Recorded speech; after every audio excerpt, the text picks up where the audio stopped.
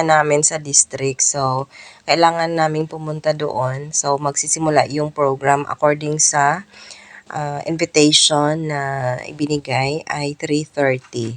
So, nakaligo na nga ako dyan. So, alam nyo, pagka walang klase, hindi ako naliligo. Pero dahil nga sa may party kami na atendiran doon sa covered court sa Mandaon. So, ayan, naligo na nga ako dyan at nagpapahid ng mga pahid-pahid dyan sa mukha. Hindi naman tayo pinanganak na maganda. O, ayan, sa mga palangga. So, kailangan natin yan. So, wag nyo nang tanungin kung anong mga pinapahid ko dyan. Basta, pampahid yan.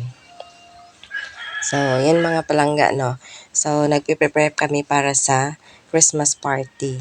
So, yung Christmas party pala na attenderan namin ay para yun sa Tibay at Talino Gawad Parangal 2023 sa mga teachers na umabot ng 10 years, 15, 20, 25, 35, 30, 35, and pataas na mga teachers, no? Service Excellence Award ang tawag doon.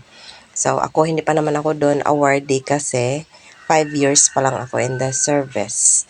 So, ayan mga palangga, dahil hindi din tayo binless ng magandang buhok, so kailangan nating lagyan ng oil yung ating hair kasi pag walang baby oil yan, so parang ano yan, alam nyo na. So, wag na lang nating i-mention. So, ayan siya mga palangga. So, nagre-ready na ako dyan para sa pag-alis. So, ayan. So, medyo marami-rami nga yung nilagay kong oil kasi medyo malayo-layo yung aking pupuntahan at syempre, hindi tayo magbabaon ng baby oil. So since na ako ngayon nakatuka para magbitbit ng kanin, so, ayan mga palangga. So, nagsaing na pala ako dyan. So, parang hindi ako sure sa saing na, ayan, sa saing ko na yan. Kasi parang hilaw. Yun. So, ayan siya. Nilipat ko na siya dun sa So, napapansin nyo, parang, umuusok pa yan dahil, kahanga pa lang yan dun sa, sa kalan. So, ayan. So, ko yan, nilipat ko yan siya sa lagayan. At, palalamigin ko yan. Kasi, syempre, pagdala ko niyan mamaya, so, kung mainit, mahirapan din ako, diba? Diyan. So, malayo-layo pa yung pagbitbit ko niyan. So, ayan. So, sampi-sampi lang gayod. Tapos, ko na nga pala. Ayan, parang nagdududa na nga ako sa texture dyan. Kasi, parang hilaw nga yung yung sa ilalim. Diyan sa taas, medyo okay. Pero yung sa ilalim niyan ay pangit. Ay, hindi pa siya luto. Kumbaga. Ayan. So, 1:30 na pala ako dyan nagsaing. Kaya, hindi ko siya, medyo nagmamadali ako. Ayan na nga at tinakpan ko at ibalik ko doon. So, ayan, habang nag-aantay ako dun sa sa sinaing ko na ibinalik ko dun sa kalan. Ayan, naglalagay na ako dyan ng pang kilay-kilay. Para naman magkaroon ng kilay, charis. Ayan. So, first time, hindi naman ako sanay maglagay ng kilay mga palangga. Only that, parang, kasi wala akong gagawin, kaya naisipan ko na maglagay ng kilay. Yan. Hindi ako kasing galing maglagay ng kilay dun sa sa sisteret ko. Yung sister ko ang galing niya maglagay. Sabi nga niya, kilay is life. Pero sa akin, may kilay o wala, life pa rin. Charis. Ayan. So, magli-lipstick na rin si Maninay. Ayan sa mga palangga. Naghahanda na yan para sa pag-alis. So, pala, yung concept pala namin mamaya ay dapat nakadress kami ng mga teacher participant, samantalang yung mga awardees ay naka-Filipiniana. So, ayan na mga palangga at nagbabiyahe na nga kami papunta dun sa Mandaon proper. So, nagmumotor lang kami dyan. So, hindi ko pala na-video yung paglabas ng bahay kasi may bit-bit nga akong Tupperware. So, ayan siya mga palangga. Ayan. At nakarating na nga tayo ng matiwasay sa ating room. No? So, sa room na hiniram namin dun sa district. So, ayan, ang aking co-teacher, Christmas party, pero nagpo-form 2. So, ayan sa mga palangga. No? So, ayan. So, ito yung room na aming pinagstayhan sa time na nandun kami. So, lagi kaming nandyan, parang suki na kumbaga. So, ayan. So, parang nagre-retouch na wala namang i-retouch, no? Hindi naman gaganda kahit anong gawin. Ayan. So, pumunta na nga kami doon sa venue, sa Mandaon Covered Court. Ayan. So, yung kaibigan ko, si Sir Bon, ang nagbitbit ng kanin. Hindi niya alam, hilaw pala yung kanin na binibitbit niya. Ayan, si Ma'am Ophelia.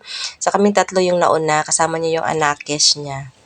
So, ayan. So, ayan, yung aking co-teacher na awardee. So, tatanggap siya ngayon ng plaque dahil 10 years na siya sa service. Ayan, si Ma'am Ophelia, si Sir Bon, si Ma'am Linel, tsaka si Ma'am Rana, yun, nakatingin dun sa stage. Ma'am Ivy, nakatalikod. Ayan, si Sir Rotter.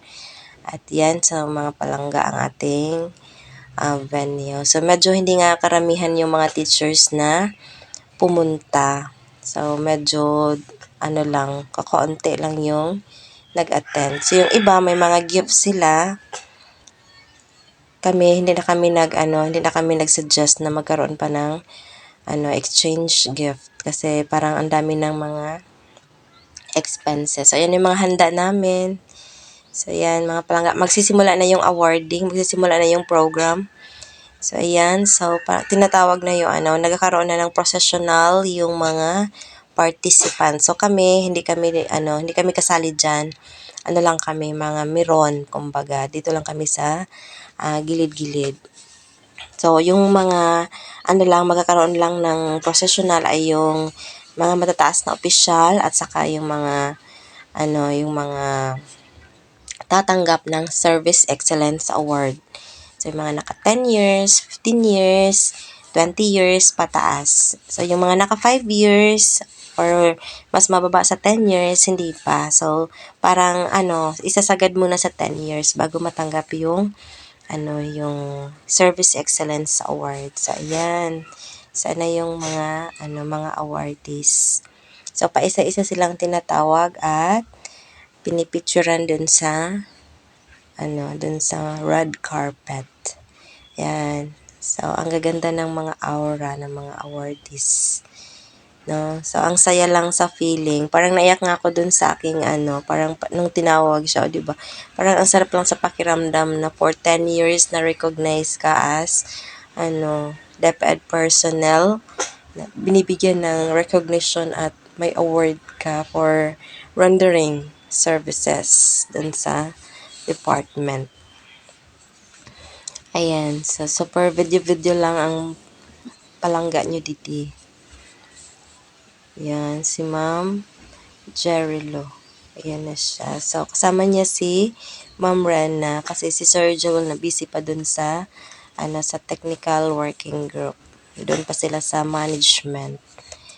Ayan, si Ma'am Jerilo. So, natanggap niya na nga yung kanyang certificates. Ayan, kumakain na yung mga tao, mga palangga. So, ako lang yun.